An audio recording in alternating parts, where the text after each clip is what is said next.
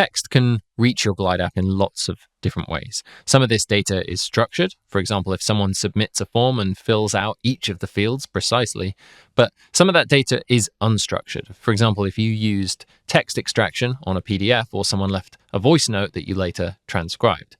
Once that messy information is in text form, there are specific Glide AI columns and actions that let you turn it into structured data that your app can actually use.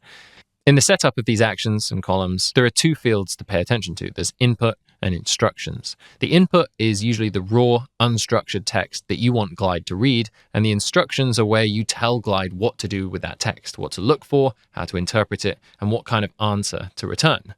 For example, with invoices, when we import different invoices, the data is going to be unstructured and organized quite differently, depending on who sent it. We can then use things like text to Boolean or choice, date, and number to extract what we need. For example, text to date could find the invoice date or due date, even if one invoice says due date, another says payment due, and another uses terms like net 30.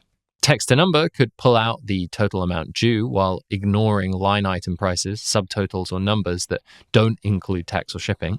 Text to choice could match the vendor to an approved or existing list, and text to Boolean could just answer a yes or no question, like whether the invoice should be flagged for an admin to review.